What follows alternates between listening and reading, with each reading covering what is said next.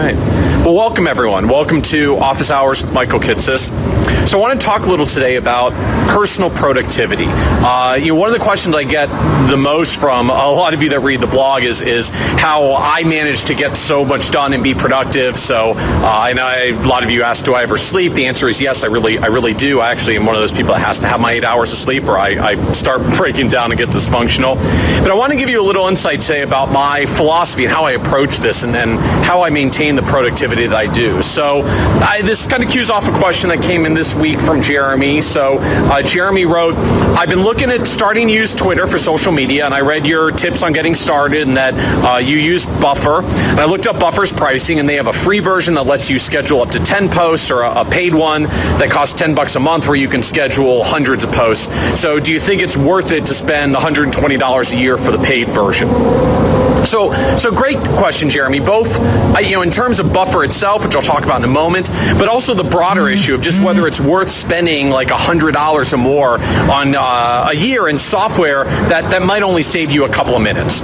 So I'll start with Buffer and why, frankly, I think it's worth paying for Buffer. So for those of you who aren't familiar, Buffer is a software tool. It's an app on your smartphone or an extension for your laptop or desktop browser, where with one click of a button, you can take an article that you've been reading and put it into a queue, so a buffer, that's the name, to share out later on your social media channels. And the primary purpose is really to help you spread out your social media sharing over time. So, if you read articles and then share them out on social media, most of us tend to read in clusters.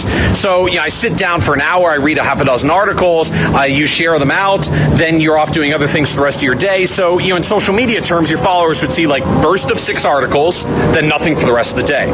So the idea of Buffer is you take those things that you're sharing and you put them into a queue. And Buffer automates sharing them out a few times a day throughout the day. So now the people that follow you on social media see a steady stream of content rather than big burst followed by nothing.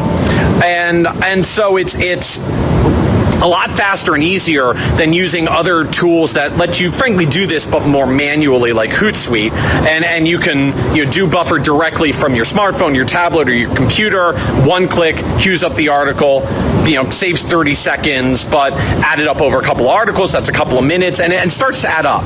So I'm a paying user for Buffer on their $10 a month plans. They call it the Awesome Plan, and I do it for the very reason that was stated in the question. I do it primarily so that I can save time, save a couple minutes by queuing up more than 10 posts at once. Because the reality is my schedule is so uneven between travel for speaking, conferences, consulting clients, duties back to the advisory firm that, the truth is I might do a whole bunch of reading for a few hours and then have no time to read any industry stuff for a couple of days at a time. And so rather than streaming out like 10 or 20 articles at once and then nothing for 3 days, I use Buffer to space it out. So all the articles I'm reading that I want to share, I click the button in Buffer and it queues them up a couple a day, all day long, every day. And so people who follow me on Twitter see a steady stream of content, even though I can't actually share things steadily and evenly. And Awesome Plan has other features. You can have an assistant or some other member on your team, queue up articles as well, saves you a couple more minutes, but the bottom line is for a nominal cost of $10 a month, I think the value of the service and the efficiency of being able to queue up more than 10 posts at a time is definitely worthwhile. So, that's it in terms of Buffer, but the broader issue that Jeremy's question really brings up is, at what point does it make sense to do something like spend $10 a month or $100 a year on software that might just save you a few minutes a day? So here's how I look at it. Software that saves me a minute a day, saves me 5 minutes a week, assuming 5-day work week, which is 20 minutes a month, which is 4 hours a year. So spending $100 to save 4 hours as a professional is a really good investment in yourself and your time. So I'm basically freeing up my time at a cost of $25 an hour when I try to bill my time to clients or consulting or speaking at a couple $100 an hour. So if I spend $100 to free up 4 hours that I can bill out at $1,000, I'm generating a 900% ROI by spending $100 on software that literally saves me nothing more than 1 minute a day. Now, I know what a few of you are probably thinking. You're wondering if I seriously micromanage my day to the point where I can actually bill out an extra 1 minute of my time every day by saving 1 minute on software. And no, I'm not quite that obsessive compulsive or frankly that efficient. But the value is frankly not just getting one piece of software to save you 1 minute a day. It's buying lots of software tools that all do this cumulatively. So frankly, imagine you go deeper. Instead of spending $100 a year to save a minute a day, you buy 10 tools to do this. So you're spending $1,000 a year, but thanks to the synergy of the software, maybe you're saving 15 minutes a day. So 15 minutes a day is 75 minutes a week. That's 5 hours a month. That's 7 to 8 business days a year of saving in time. Now that's a big deal. That's a week and a half.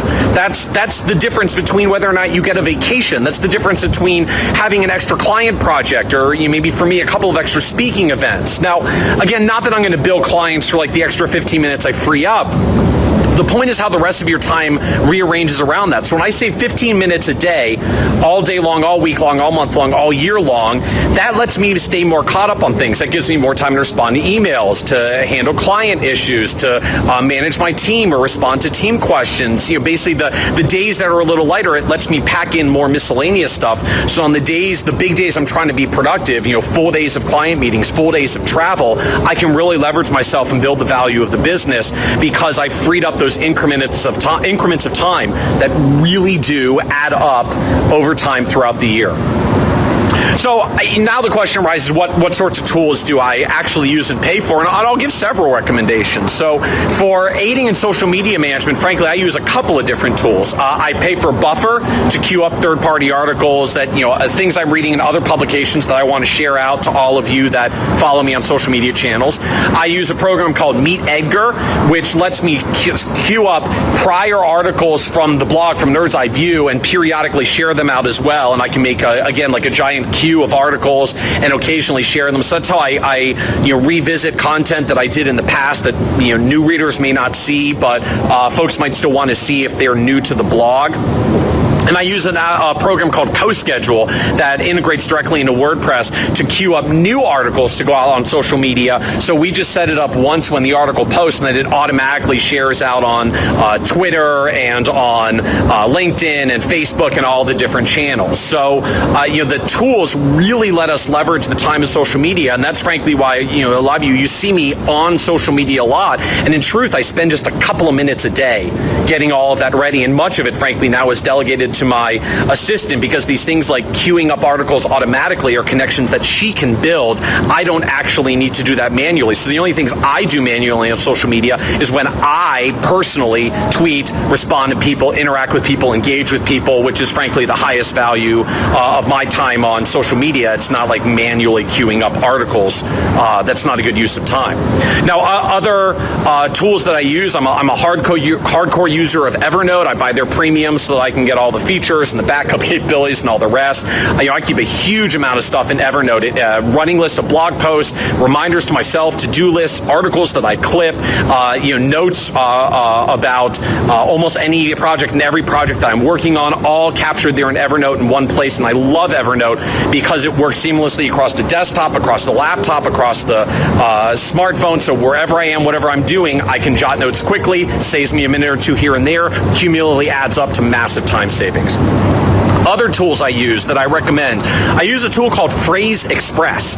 Costs less than $100 a year. It lets me type a small snippet of text into something on my laptop, and that automatically replaces it with a full, templated language. So an example of how I use this, I get a lot of spam from PR firms. They grab my email address on the website, they send me their press releases, and I don't care about them because they're not actually relevant to financial advisors and advisor technology. So, in the past, I would have had to try to unsubscribe to them or reply to them, dear PR person, stop sending me your crap, that's not relevant to me, it's really annoying, please remove me from your list. And again, typing that out, couple of sentences over and over and over again adds up. I shudder to think how many hours I probably spent in the past just telling PR people to stop filling my inbox with junk. So now I just hit reply, I type a six letter short code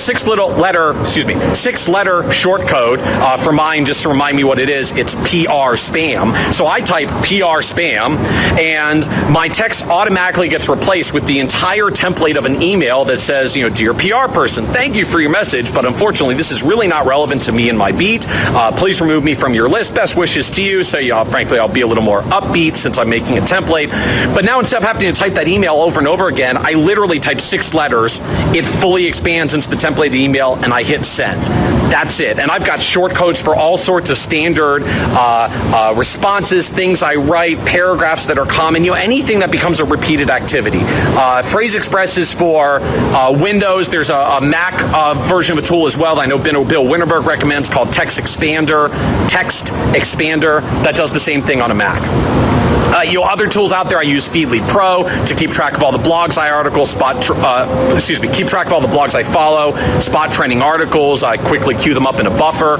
I use a tool called Zapier to actually build some integrations across our technology tools, little things like people who pay for our members section for CE content also get onto our mailing list for blog updates. In our advisor world now, a number of advisor CRM tools are starting to build to Zapier. Redtail's got connections, Wealthbox has connections, so you can do things like if someone signs up for a meeting for you directly through your website using a scheduling tool like Calendly, you automatically create a record for them in your CRM that has their name, their contact information, when they contacted you. So now you're automatically seeding connections instead of taking a few minutes every time someone makes an inquiry to type those contact details in, which adds up through the year. But the bottom line is just to recognize that anything you do repeatedly and systematically, even if it's just a minute or two at a time, if you use tools that cost a little bit of money and save you a minute or two here and there, it really adds up through the year, especially when you use a whole bunch of tools that save you several minutes on things. And we often don't think about the impact of that, these minute or here one-off basis items, but they really, really add up over time. I think most of us don't realize we feel like we're drowning responding to emails and inquiries and all the stuff that's going on, so we don't realize how much time we lose a minute or two here and there by not investing into tools and technology that makes this easier, and failing to realize the enormous amount of time that can really save all the way through the year. So the key driver for me of my personal productivity is any technology I can use to simplify something, to speed something up, to fully automate any repeated task, no matter how minor, really adds up over time. And if I really can't find a way to automate it with technology, that's what I delegate to my team. And I focus all of my time on what I can do to maximize the growth and success of the business. So I hope this helps a little as food for thought around technology and why I'll really do spend $100 for something that saves me a minute a day all year long. This is Michael Kitces doing office hours. We're normally 1 p.m. East Coast time on Tuesdays, but again, recording with you here on Sunday because I'm going to be at the XY Planning Network National Conference this week. Hope this has been helpful. Thanks again for joining us, and have a great day, everyone.